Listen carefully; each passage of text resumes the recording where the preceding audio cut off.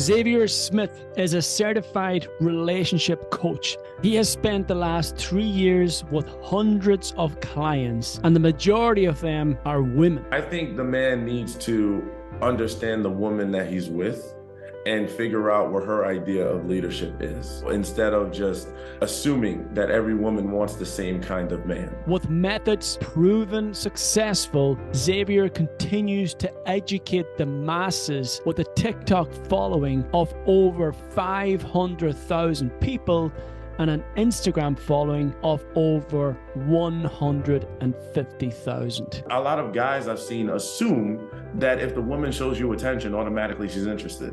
Maybe she just wants to have a conversation. And that's led a lot of women to not feel always comfortable with just talking to any guy or looking at him for longer than 5 seconds, because what if he gets the wrong impression that I might like him?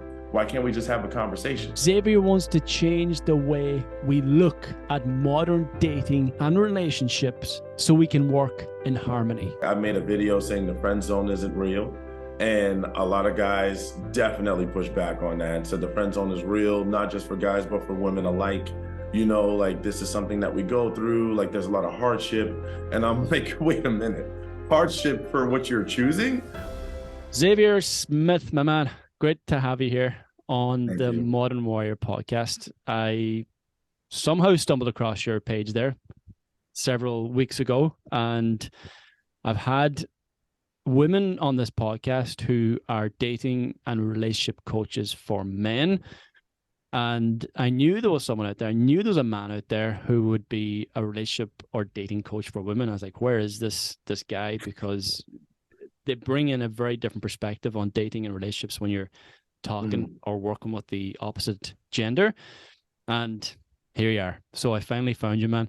And I was going through your content and your Instagram, some brilliant information there. Now, obviously, I'm a guy, but even from listening and watching you, I've learned so much about women, and I think that's a great thing for men to know as well. Like, obviously, you work with women, help them through their dating and their relationships and breakups and things like that there.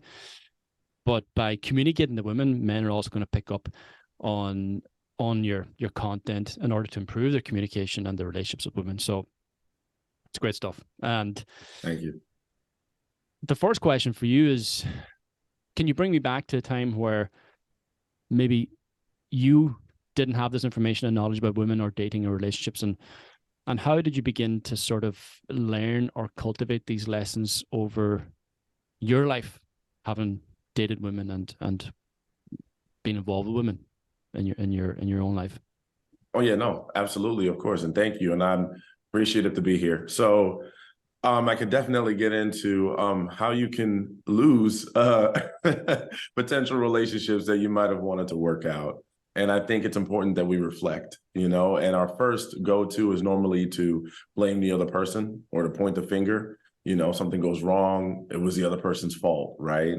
And that seems to be a common defense or coping mechanism amongst most people. So once I had enough situations not work out, I started to really reflect. It was just too much. And the people that I was surrounded by, mostly the guys, would tell me, oh, no, bro, you're fine. Don't worry about it. You just find the next one, get 5 more. It was always go to the next one. It was not always look in, right? And clearly they weren't exactly educated on how to do that. So once I started to go through counseling, and I started to meet therapists that were women, I started to gain a little bit more perspective on what it meant to do things from the other side, right? So I had my perspective, the other person's perspective, and once I put down my ego and I put down my pride, it seems like I was able to effectively communicate.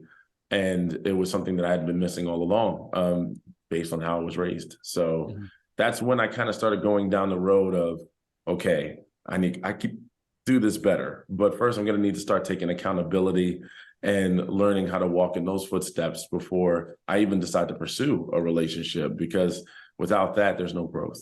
So what did that process look like?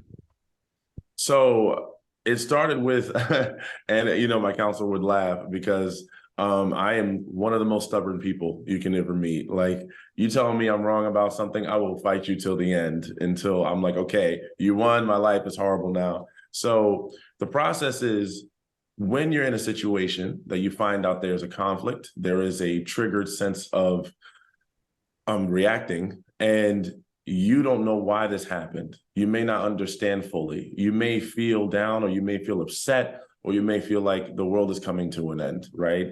The first thing you want to do is take a minute to think, right? How did I get to this moment? What does this mean? How does this align with who I am as a person? And let's talk about me first. Because, like I said, our number one is to just look at the other person. But if we start to look at ourselves, we'll realize over 90% of what happens to us is because of us, right?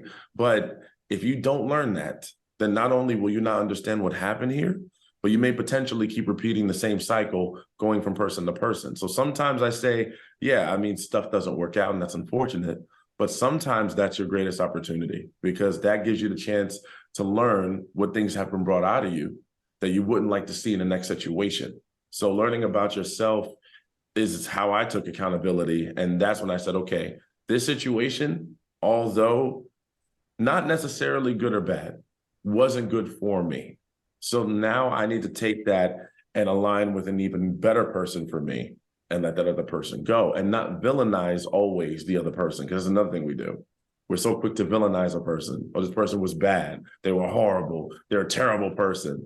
And then if you look at it, it's like, what? Just because they didn't like you? Just because they didn't exactly want to do what you wanted to do all the time? So it doesn't make them a bad person. You had some deal breakers, and they had some deal breakers, and you didn't exactly align or see eye to eye. The reactions are arbitrary, but what you want to do is have fewer reactions and more perspective, right? Or I guess introspection. Yeah. Because when you villainize the other person, then you become the victim, and then the other person has full control and power over your behaviors and your life. Ultimately, it's I'm in this situation because of her or because of him, and you're not taking ownership and responsibility for what you've allowed to happen in this circumstance. So, Exactly. what have you seen as some of the common barriers there when it comes to women and dating and the relationships with men? So, and the common barriers for women that I've seen are their triggers, right? Because in society, it's normally culturally the man makes the first move, right? That's what we've been accustomed to. A lot of us have grown up around that. Man makes the first move. Woman decides if the man is, I guess, worthy of her meeting her standards. Let's say that, meeting her standards. So the problem is that if the man is not meeting her standards and he starts to act like he's trying to meet her standards, sometimes there isn't always a clear discernment over whether he's a good or a bad man, especially depending on her circumstances, upbringing, what may have happened in the past.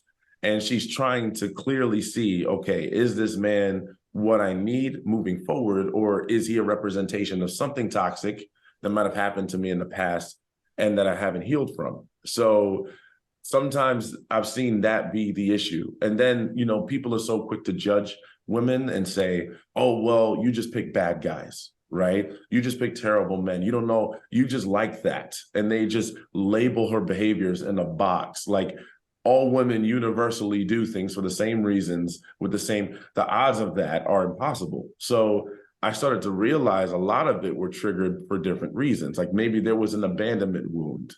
Maybe there's a self-esteem. Maybe there's a lack of accountability, right? There's so many different reasons, same reasons that men make the decisions they do to meet certain women that don't make them feel good, but they still continue to pursue them, right? And you see that all the time. So I think as an overall society, we're all a lot of us are facing this wall of understanding ourselves before we get into dating. And when we get into dating, looking at those triggers as opportunities to grow from. So that's what I've seen be an issue. There is a lot of misconceptions over what a woman finds attractive in a man as well, isn't there? Like, such as all women like bad guys or bad boys, for example. Always. Yeah, they say that all the time. What are some of those misconceptions that are still being portrayed there in society, you feel? Yeah, so they're saying that that girls go after just bad boys that treat them bad, right? Like that is a lot of what I hear in the horizon, and that they date men that don't exactly have quality or substance or true standards. But then if you look at it, it's not that they're purposely choosing these men all the time. Because here's the thing, like if you listen to what women say, right? And this is something that we can agree on as a society, I feel like. They say they want to change him, right? And you hear that, like, oh, if he just changed a few things. Well, at the same time, is there true love if you need to change a person?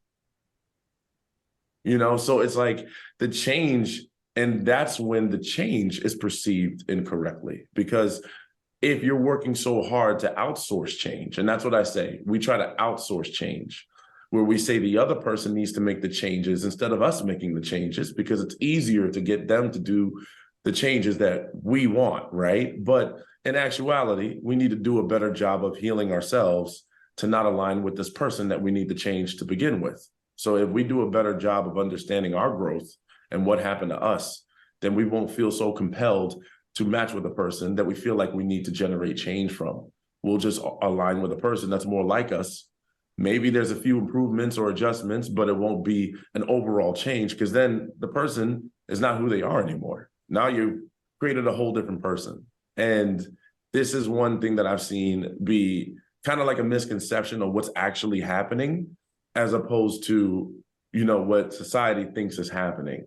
And we're mislabeling it. So I also think, and there's one more thing, a lot of people tell women, oh, you should just leave that guy, right? If he's so bad, why don't you just walk away? But if you actually open up and listen without judging the woman and say, hey, do you know what? Just tell me what's really going on. Like, why do you really like this guy? What is it? And you listen without getting triggered or judging her or calling her out. You'll hear the true reasons behind what's going on here. There's a sense of security. There's a sense of, I don't feel like I'm alone anymore, right? He love bombed me. He overcompensated. It made me feel like I got the love that I never had before. So, not saying that's a reason to deal with something that's below your standard, but at the same time, it's understandable that this would fill a gap for you. So what we have to do is work on filling that void rather than trying to just make the guy go away. Because even if we make the guy go away, the repetitious cycle will continue in most cases. Do you believe that that void needs to be filled outside of a relationship with somebody else, or can this be a process where two people can come together and potentially fill that void? Yeah, I think the void should not rely on another person. I think a person should be an added bonus and not your purpose or not your filler, because that means that it is probably something unhealthy at that point, the void and where it comes from, right? So if you don't fill that with something productive or something that brings positivity to your life, or that's a little bit more healthy in that regard, then you will always rely on a person to fill it. So let's say the person does something, right? The relationship has changed, the standard has been dropped, and you are maintaining your standard. If you need that void filled, more than likely you will deal with it, because this person is feeling my need to be lonely, right? I'm not lonely anymore. And that's a need that I have. So I'm going to stick with them to stop myself from feeling alone. And now you're dealing with the stuff that they're making you deal with, instead of saying, you know what? I'm okay with being alone. So if you don't match my standard, I will exit the situation. Right. So that's what happens when you don't fill the void, is you end up relying on the person, no matter how unhealthy they may become. Yeah. I find that from a lot of men I work with, that they get into relationships for all the wrong reasons to fill a void, as you mentioned. And then the relationship breaks down, as it inevitably will do for those reasons. And again, there's commitment being made. They could be married, there's kids involved. And it's not just a matter of them becoming aware of this void and then beginning to work on it. Although they have raised their own standards and healed themselves within, they still stay in that relationship or that marriage because of the level of commitment or because of the responsibilities of the children and all of this. Whereas what we could logically say, you need to exit now and find someone that's more aligned with your life and with your values, with your new formed values. How do you negotiate, or how do you navigate that when it comes to the women you work with, and because of the commitment that's involved? Like, again, there's probably shame with that too. If a marriage breaks down, for example, or the kids have a broken home, quotation marks, broken home. It's a broken home in the home. Maybe it's a healthier home outside the home. So how do you begin to help a woman through that process? Well, it's funny because a lot of women, get this stigma online that I've seen that they're all just trying to leave marriages just to leave, right? And I hear dudes say it all the time, like, oh, women leave more than men, divorce rate is high. But, rarely in the women I come across do they actually want to leave. In fact, then from the women I've seen, they fight tooth and nail not to leave. And they're trying to be the best they can for the situation and to accommodate it. But the problem is that in the household, there's a lack of communication and effort from the male side. So the woman, clearly she will have her own stuff that she needs to deal with, but she's effectively communicating most of the time and the guy is not. So they'll say, okay, how much am I supposed to realistically deal with here if you're not communicating with me? So now there's mistreatment, now there's disrespect, now there's disloyalty, and all these things are starting to culminate from the fact that the man is not effectively communicating his emotions. And I've seen a lot of men live under this stigma that, oh, we can't talk about our emotions. We can't express ourselves because then we'll be weak. And it's like, I think there's a difference between being a crybaby and, talking about how you feel, in an assertive / calm way, right? There's nothing wrong with saying, hey, calmly, I don't like the way this feels. This is how it's going for me. I'm going to need some changes. So to answer your question, the women face a lot of cultural and societal stigmas where they need to be in the household, which is like a stereotype, or they need to be the caretakers or the nurturers. They need to be the ones that, basically are the glue, the emotional support and the glue, and be a man's piece. When in actuality, a lot of men need to be those things as well. You can't just have the women acting in one specific role without having the man accommodate. This is not the 1920s anymore, right? So I think it's important to intertwine both genders in both roles and stop looking at one as has to be this way, unless that's what you two agreed on in your marriage. But rarely is it ever going to be just one person acting a certain way. It's a job for both, in my opinion. Mm-hmm. Yeah. And as one person is raising their standards, it may actually inspire the other person to do the same. Exactly. Yeah. So, but then it's often been communicated that men should take the lead with that as well. Men should be the one that's standing up, taking responsibility, and, as I said, taking the lead on these type of difficult situations. Mm-hmm. Good point. Oh, were you asking me? I'm sorry. I was, yeah, it was just your opinion on it, yeah. So I think the man needs to understand the woman that he's with and figure out what her idea of leadership is, instead of just assuming that every woman wants the same kind of man, right? Because there's so many different types of women and there's so many different types of needs from each woman. And I think that if we get our communication a lot better, then we can take the time to understand what type of leader is she looking for in a man. Is she looking for a man to call all the shots, pay all the bills, be all everything? Or is she looking for a man that's going to consider her before he makes a decision? But maybe 9 out of 10, she will be okay with going along with what he chooses, but she just needs to know that she is considered first. And that's more commonly what I've seen, where they say, yes, I want a man to lead, but I want the man to also consult with me first before making any decision, because out of respect to me, right? But I think that's something that we need to learn through communicating with every woman individually and every man, because some women don't really care much for a man taking the total lead.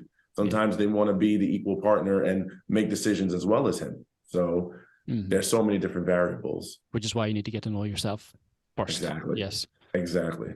We talk a lot about good communication in relationships. What does good communication look like? Can you describe it?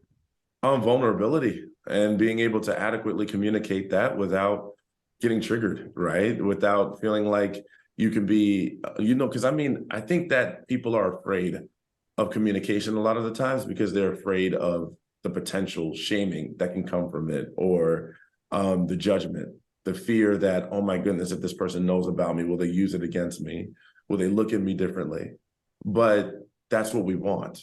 We want to give the person the opportunity to show that side, because if they do, then the person is not for you, right? If I tell you, I love rom-coms, and now you're saying, oh, what kind of guy likes rom-coms? Then maybe you're not the person for me, right? Because the fact that you're judging me as a guy and saying I should only watch action movies all the time, then that's not exactly what I'm looking for, right? I'd like to think that I'm multifaceted and multidimensional, right? Like there's tons of things I could like and still be a guy. So I think that communication is saying, I'm willing to tell you things that I need, calm and collectively, and understanding that may not result in what I think I want to hear back, but that's okay. Because regardless, as long as we get the truth out there and we put that out on the table, we'll have a further understanding of if we even want to work with each other or not. Very good. You've got a book there, 5 Toxic Dating Styles. It's yes, sir. The first post on your Instagram, so check that out, everyone. Can you give us a bit of an insight? Yeah, so the 5 Toxic Dating Styles, when I thought of it, I put myself in the mindset of the 5 love languages. So understanding your love languages, I know that was a buzz thing for a while. So in the 5 Toxic Dating Styles, I basically found a commonality between why most people react the way they do.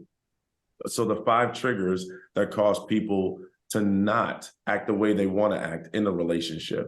And I think that since marriage is something that's literally one of the most important decisions you'll ever make in your life, then maybe we should take it a little bit more serious to educate ourselves in why we act the way they do, why we respond the way we do, and why things are not working out all the time. So in the book, there are things that we tell ourselves that are not the truth. So for example, someone says, I'm such a giver, right? I'm sure you probably heard that, oh man, I give so much, I can't help it. It's in my nature, it's in my culture, it's in my upbringing.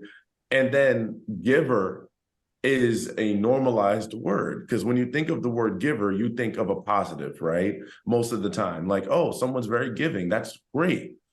But then when you see their relationships aren't working out because they're giving, then there's another side to this. Because then I would ask, how giving are you? And most of the time people will tell me, I'm just endlessly giving. That's just me as a person. But then when I say, okay, you gave this much and now the person didn't give back, and that's what started you down this road of feeling disappointed.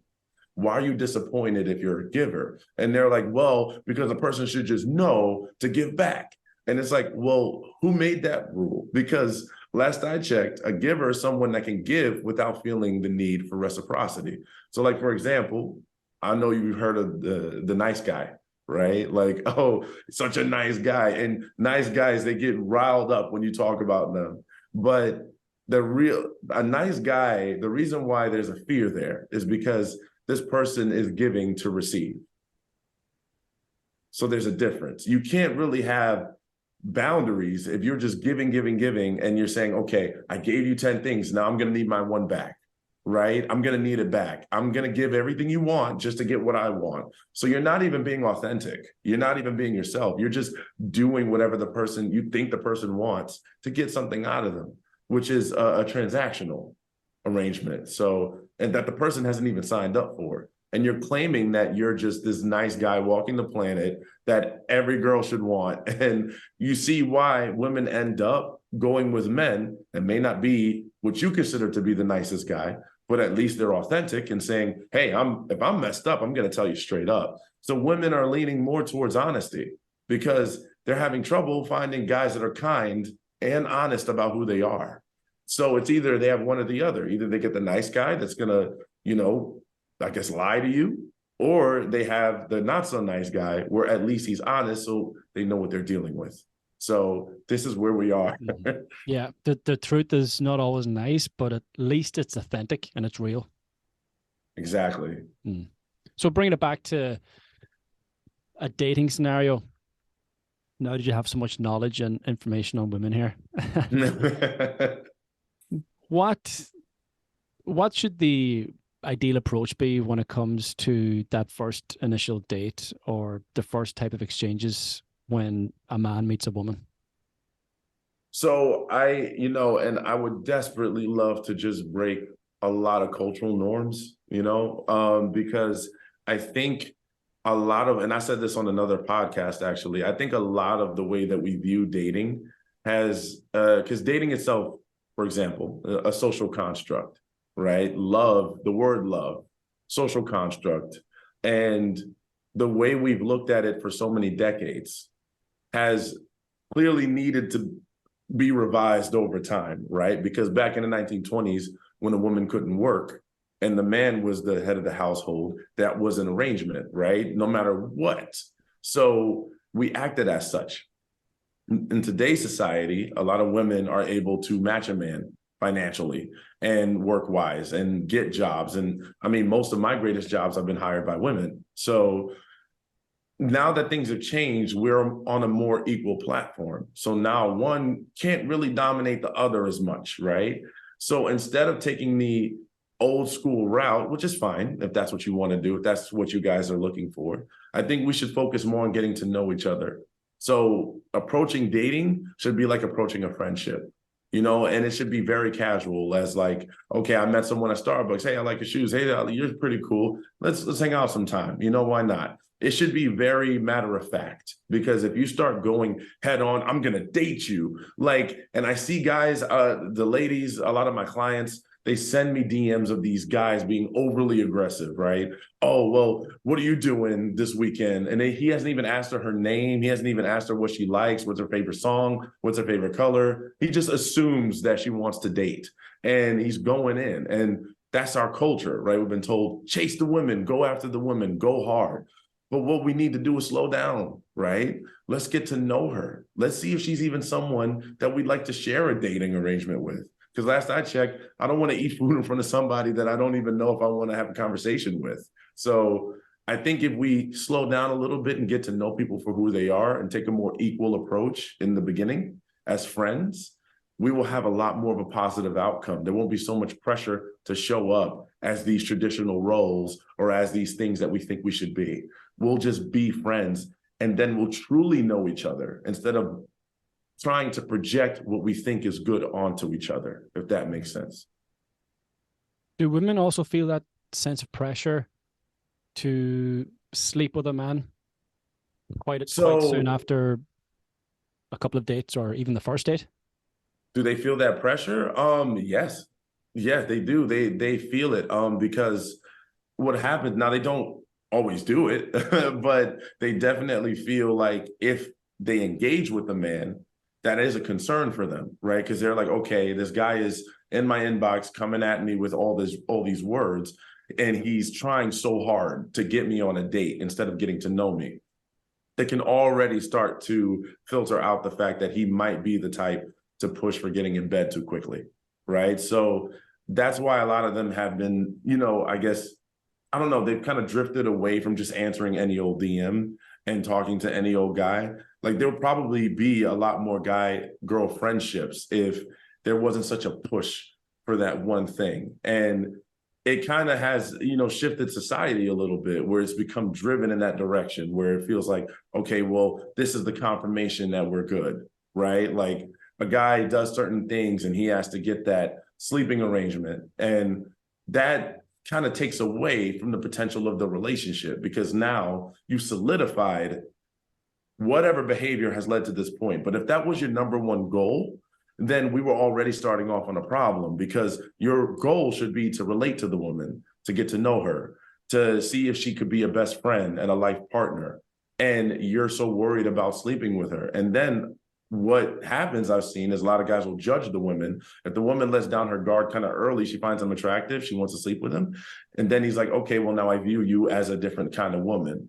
And that's not always good, because it's like, wait, why can't she just be like you? Why couldn't it be you were attracted, she were attracted? How are you going to place this double standard when you were the one who arranged it as well? So now you're saying she's at fault for an action that you asked her to do? Like it gets so twisted, you know? Yeah. Well, there is the hookup culture that's prevalent at the moment as well, isn't it? That's massive. Oh, yeah. Like, and here's the thing. Nothing wrong with hooking up. I am not going to shame anyone that wants to hook up, that wants to have their fun and do their thing, right? We are humans, we're people, we do what we want. My whole thing is to just be honest about it. It's when the lying comes into the picture. Oh, I want a relationship. I want all these things. That's why I'm doing this so early. Or, it's if we could just be honest with ourselves. Like, for example, most of my clients that I work with, I ask them, because they get that question from a guy. The guy will say, okay, well, let's hang out this weekend, right? Let's go on a weekend trip. And they've been dating for 2 or 3 weeks. So the woman will ask me, like, should I sleep with him? And I'll say, well, you need to ask yourself this question. If you sleep with him, right, after 3 weeks, if he were to leave tomorrow, do you think that you've given it enough time where you feel like you would be okay with him walking away tomorrow? And number two, do you view sleeping with him as recreational? It's like a handshake, it's just something we do. Or do you view it as a bonding activity that you do during a relationship or to get into a relationship? 9 out of 10, the woman will say, I look at this as a relationship process. So then I'll say, okay, well then, do you think 3 weeks is long enough for him to walk away tomorrow? Do you feel like that was enough time to say, well, at least I tried my best? Because we're not always guaranteed an outcome, right? And I say this on my social media all the time. We can do the work, we can try, but the outcome is arbitrary. So the best we could do is say, did we put in the work and did we do the best vetting system we have? And then she'll say no. And I'll say, well, then you'll probably want to wait longer according to your standard. Because I never want to tell them what to do. I never want to project my own ideas onto them. I just want to give them that option. And 9 out of 10, the women, they always know what they want. They always know what they're looking for. They know what they want, and they just need to be solidified. They just need that reassurance. But that's been my experience. Mm-hmm. And then sort of going back to the slowing down the dating process and establishing a friendship before a relationship. Right. How do men avoid falling into the friend zone then? I wouldn't worry about that. Because this is going to sound like totally different from what you've heard. In my opinion, I think that if you fall into the friend zone, then that wasn't the person for you.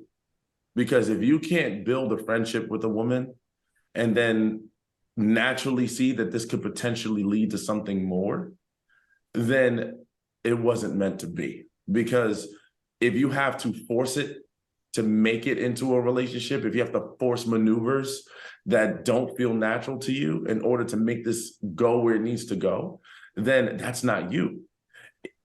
If you fall into the friend zone, which I don't exactly, believe in all the time, because see, here's the thing, the friend zone is what you choose to be in, right? If you're saying that you're attracted to this woman and your whole reason for this friendship is based off of attraction, then that's on you, because maybe you shouldn't be friends with the woman that you're attracted to in the first place, right? If you can't eliminate that attraction, if you can't say, okay, this is a pretty girl, she's nice, she has great things going for her, but unfortunately, I'm not the guy for her, but we can still be cool, right? You have to want a friendship without letting the attraction be your driving factor for the friendship. People can be attractive, but that doesn't always mean that we have to have them. That starts an entitlement type of mindset, right? Where it's like, okay, I'm attracted to you, so therefore it should turn into a relationship. If it doesn't, you're playing with me. No, they're not playing. Maybe they're just not attracted, but they're cool with you. Like, it's okay. Like, we don't have to have everything work out the way we want it to. And then use trigger words like friend zone to say, oh, this person is lying to me. This person is dragging me through the mud. You're actively choosing to still hang with this person every day, knowing full and well it's been a couple months and they haven't given you any passes for a relationship level, right? So maybe you should divide your attention. Maybe you shouldn't focus so much on one person. Maybe you should get clear, defined answers before you start to see hope, right? Instead of saying, oh, well, this person is attractive and there's some kind of chemistry here. Did they actually say they wanted a relationship with you? Did they actually say they wanted to date you? A lot of guys I've seen assume that if the woman shows you attention, automatically she's interested. Maybe she just wants to have a conversation. And that's led a lot of women to not feel always comfortable with just talking to any guy or looking at him for longer than 5 seconds, because what if he gets the wrong impression that I might like him? Why can't we just have a conversation? So men and women can be friends, in your opinion? Yes, I think they can, because I think that the need to feed the attraction is what often breaks it, right? Because it's like, if I can't feed my need, my attraction towards you, if I can't get a relationship or some type of reciprocation on an affectionate level, then I can't be friends with you. You see how that sounds? Because if you think about it with bros, I mean, I have fun with my bros. I'll buy them drinks. I'll go out to a dinner. I'll buy all my bros dinner, right? We'll watch movies together. We'll hang out. I don't think I deserve anything from them. I do it out of the kindness of my heart.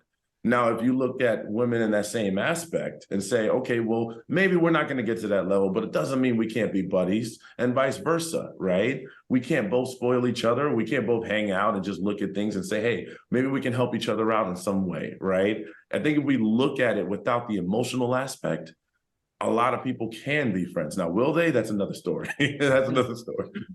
Yeah, that's why you're here, man, because you do have a fresh perspective on a lot of these things that are being thrown around on social media and the different ideas out there. And has there been a particular idea or a particular thought that you have put out there that's received a lot of pushback, criticism from people in that arena? Has there been one in particular? Oh, definitely guys. I've had pushback from guys because, for example, like I made a video saying the friend zone isn't real. And a lot of guys definitely push back on that and said the friend zone is real, not just for guys, but for women alike. You know, like this is something that we go through, like there's a lot of hardship. And I'm like, wait a minute, hardship for what you're choosing? Like, here's the thing, I'm not saying that it doesn't suck. But if you're actively making that decision without any clarity or any of the person telling you what they want or what they're looking for, then that sounds like more of a you thing than a them thing. And it sounds like you're projecting your insecurity onto them, or you're projecting your entitlement onto them, saying, you're the bad person for not choosing me, right? In this elevated way. What if your wife isn't this woman, right? What if she's attractive and she's nice, but she's just not the woman for you? What if there's another woman that's going to be attractive and nice, and she's going to be the woman that you're looking for? So we're saying that we just know what's there for us instead of just entertaining the fact that, you know, we could have an equal arrangement and not look at each other that way. Or maybe I did, right? Maybe I was attracted to this woman, but she wasn't attracted to me. So why would you want a woman that's not attracted to you anyway? Shouldn't that be fed into your need for a relationship that she finds you attractive to? And that's when I talk again about entitlement, right? Like, why do I feel like you have to like me, or you have to give to me a relationship? And I don't even know if you even want me. So I'm already thinking with my mind, and I've already created a scenario where we're working out. And then they say that women do that, right? And this has been a back and forth. Women create these relationships in their heads, right? They create these situations and they build it up bigger and better than what it actually is. And women get the heat for that all the time. But I see men do the same thing. Men think that, oh, if I take you out to a certain number of dinners, some men, not all men, I've seen some men say, if I take you out to a certain amount of dinners, a certain amount of dates, then there should be some type of specific reciprocation in return. I should get a relationship, I should get your affection or a text back. Then when they don't get a text back, they're like, she used me. And it's like, but the second you chose to take this woman out, you knew that every day, every second of every day, she's still actively choosing you, which she could choose not to, right? That's in a relationship, that's in a marriage, that's in everything in life. You can't just expect her to just think I'm going to be one way, regardless of how things go. right? You can try, but she can choose no, just like a man can. And I think men don't realize they can exercise that as well. They stay stuck on a woman that may not be the woman for them. Instead of saying, hey, you know what? This just isn't for me. I've sent you 10 DMs. You're not answering me. Why don't I just DM someone else? Why don't I just let you go? Why do I have to stay stuck on you? And they don't challenge themselves enough, men, and they keep blaming the women, saying, you're not giving me the right amount of attention. Like, no, she's exercising a right to choose, just like you can, right? So there's no need to be angry here. Mm-hmm. Yeah. It's kind of that scarcity mindset too, isn't it? Instead of abundance. Oh, man, you hit a good one right there. And this is what I've heard spoken to the men a lot, is that when guys have this scarcity mindset, they tend to react in that way, and that's not attractive, right? Like, or it hasn't been known to be unattractive from what I've heard. Because when he's laser focused on one woman, especially if the woman doesn't want him or is not attracted to him or needs a little bit more time to get there, right? She wants to build a little bit more of a friendship and a foundation before she allows herself to be vulnerable. And the man is like forcing it, saying it needs to go this way. It needs to happen. I'm so thirsty. And that shows, right? So instead of approaching it with, oh, I found one girl finally after all these years, and she's finally talking to me and she's cute, and I finally have my chance, and I want to do everything possible to keep her. What you want to do is have the mindset of, well, she's nice, but there's a potential that she may not like me, and I'll have to walk away no matter how attractive I find her, right? So let me treat her like a regular person, just like everybody else. And granted, on how we move forward, we'll see if there's a need for more. But before I get more vulnerable with this woman, let me see if she even wants to get vulnerable with me. Let me see if she's even consistent, right? And this is when the nice guy comes in slightly hand in hand with that scarcity mindset, right? Oh, I'm super nice. I'm going to be super giving. You're the first girl to ever like me that I like back. And this is a lot. Like, no, everybody's supposed to have the same treatment, right? Until they show you the consistency that you're looking for, the values that you're looking for, the standards and all of that, and you guys are both partnering and you're both teaming up, then there's no need to view this person as a pedestal, right? Or to put them up here. Because the second you put them up here, you start giving them passes. And I've seen people do this too, where they say, oh, well, I can see myself marrying this person. They're already my husband. They're already my wife, right? But you've already assigned a future title to this person. But in the current moment, they're showing you things that you don't want to see. They're showing you red flags, deal breakers, negative behaviors, negative reactions. But because you've already assigned the executive title, you feel like I can deal with this because I'm thinking marriage. And it's like, no, you need to live in the now and every day be willing to say, is this going to be it for me? Mm-hmm. So I think we need to be more realistic about the now. Yeah. It's maybe more prevalent with women as well, where yes, there is perhaps a bit more abundance, and women potentially will receive a lot more male attention than a man would receive female attention. But at the same time, the woman does have that biological window where she's reaching the age of 34, 35. She starts to panic a little bit in terms of... What's funny is that I've heard women tell me this, right? Where they say, oh, well, I'm reaching a certain age, I want to start being careful. Now, I've read up on it, because I've tried to figure out what's the validity behind this. Now, the further up in age for all of us, we should start being a little bit, more concerned about where we want our lives to go. But there are also a lot of women that have broken that stigma, right? Where they've actually gotten past 35, 40 years old and they were able to have kids. They were able to have pregnancies and the babies came out healthy. Not saying I would recommend it, but it is not always true for every single woman. But as far as that window goes, I think that's also been kind of a societal, like cultural norm to say, oh, you need to put pressure. Because one thing I'm not a fan of is how when these women have told me they'll go into the doctor's office, the doctor will say, oh, you're pushing a certain age. You should really, think about finding a husband or having some kids. No, they say just worry about having kids. But they don't say find a husband. They don't say fall in love. They don't say make sure the guy is of your standard. They just say have a kid.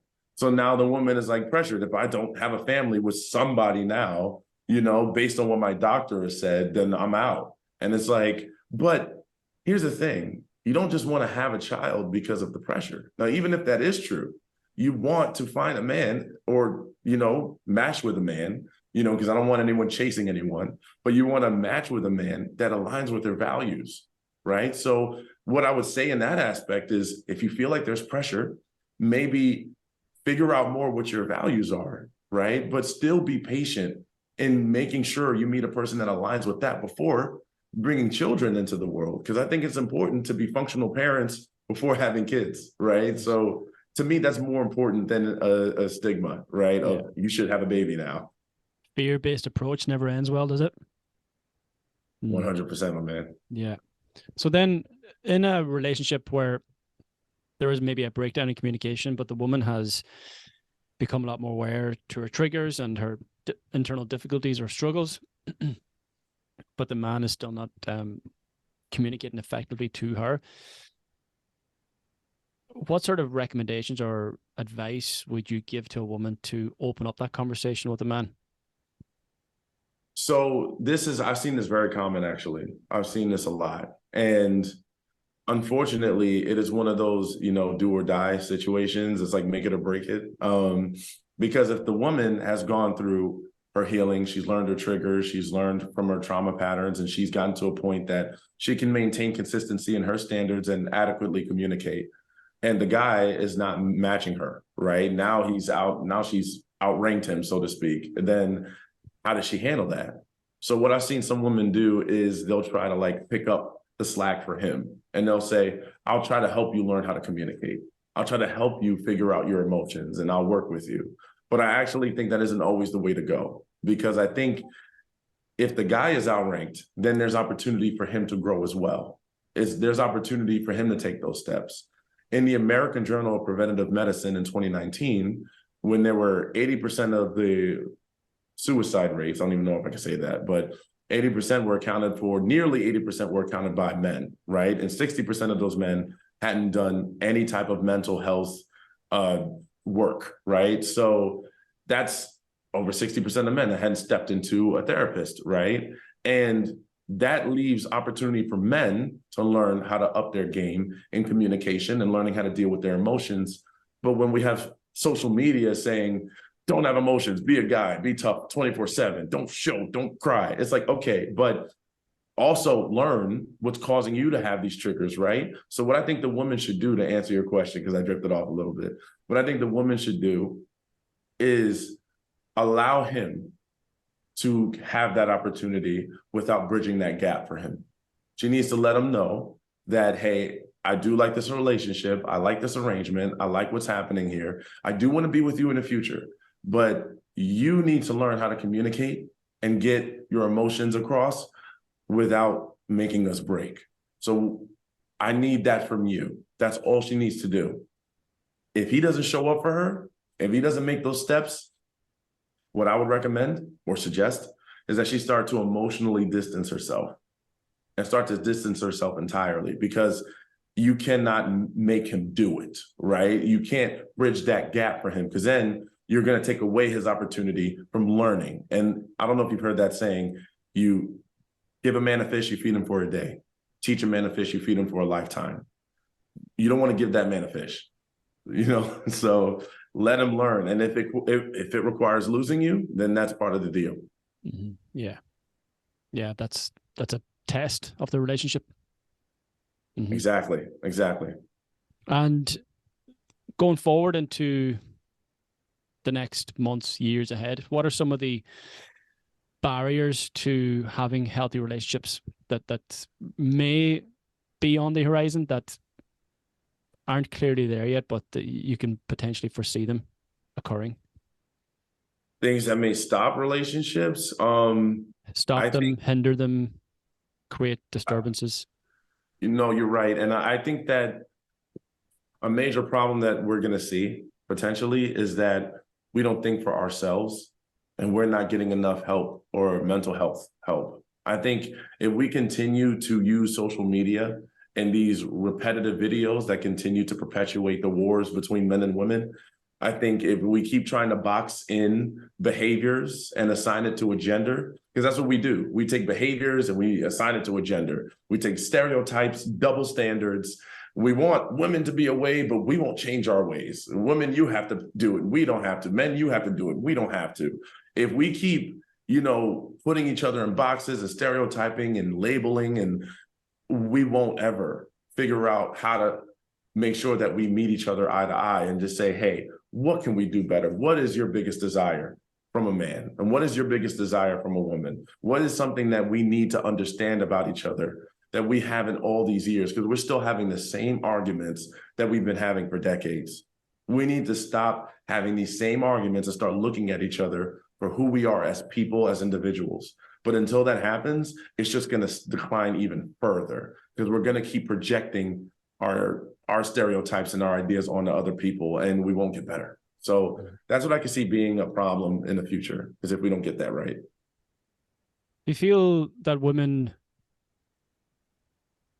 again, we talk about pressure or social constructs, and the pressure that women have felt for the last couple of decades to now follow their career path and move on to the corporate ladder, so to speak. Do you feel that sort of has deterred them from their primal nature of being the caregiver, staying at home, looking after the children? Or from the feedback and the work you've done to women, is that something that they're quite happy about and at peace with? Do you feel like there needs to be a shift towards going back to that dynamic, or are we on the right road here? Because there's a power dynamic there too with the man and woman. So, I think that as society, moves forward generationally, I think there's a question on what's a primal, instinct, as opposed to what is a societal construct or a societal socialized influence, right? And I think the problem is that when women were placed into this box of a role of a woman, it was seen as less, and when women tried to follow those roles, they got screwed over a lot, right? Like, they got cheated on, they got abused, they couldn't exactly run from their marriages. I mean, I think in the early 1900s, they couldn't even divorce a man unless they had multiple accounts of abuse. So they have had to come such a long way. And sometimes I think that's forgotten about, like how many strides women actually had to make before today, where now we're just doing whatever, right? But and, the civil rights movement, the second feminist wave, when they were in the workplace and they were just trying to get their bearings and men were being inappropriate, right? So I think that women, they haven't had much of a choice in the matter in regards to trying to make their quality of lives better. And since, I think both have had a standing point, because since a lot of men haven't graduated from that mindset of the 1920s, then women have not felt comfortable playing that role. So it's like you've got a lot of women who maybe want to do that role, but to what kind of guy, right? And now that they're not finding the guys that are willing to be leaders and to be effective leaders, right? Because there's a leader and then there's a dictator, right? Rules without relationship, dictatorship, right? Leadership is, hey, we fight together, right? Dictator, I'm fighting you, you do what I want.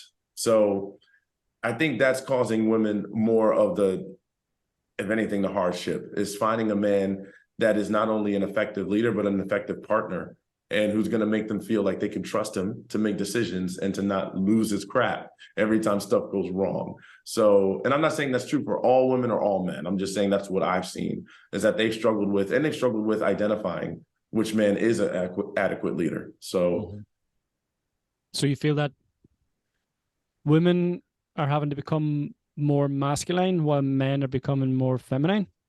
that's a common stigma as well. And here's what I think. I think that there's an energy approach, right? There's an active energy and a passive energy.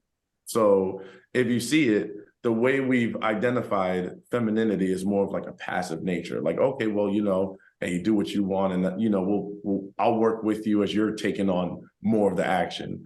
So what I think is happening is that since men, or some guys, are not exactly leveling up in how they effectively communicate and stuff like that, I think that women are kind of they're starting to get further along with that. So if men don't learn how to get there, then naturally they're going to fall behind, right? So that's where I would preach for men to get better mental health work, because and a lot of them are so against it. They're like, oh, therapy, counseling, I don't need that. I'm gonna go for a drive, bro. And it's like, okay, but what I'm saying is this is to help you be better in the relationship. I'm not saying this because you're sad. I'm saying, if you want to get better as a life quality, this is something that should become more mainstream now. So because you're not understanding why relationships aren't working out for you, right? Why you're not getting chosen by women, why a lot of things in life, your job, your mental health, why are you sad? Why are you not motivated? Why are you not feeling good?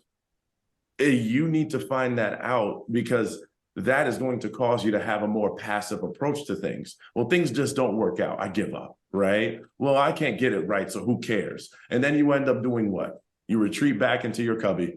You go back into the man cave, you watch movies all day, you're eating, you're not doing anything. I think we need to in order to get out of that approach, we need to figure out how to mentally evaluate ourselves. But until that happens, we're just going to become more passive. Mm-hmm. Yeah. Going towards pleasure to avoid the pain. Yeah, exactly. Yeah. And I think you made a video about something similar about that too on your page about, masculine. Yeah, it was a good video. Yeah. Nice one, man. Well, on the topic of videos, you've got some unreal content on your Instagram as well. And thank you, man. I suggest and recommend that everyone goes and checks it out, men and women. And when they are looking for you, how can they find you, or where are you at usually?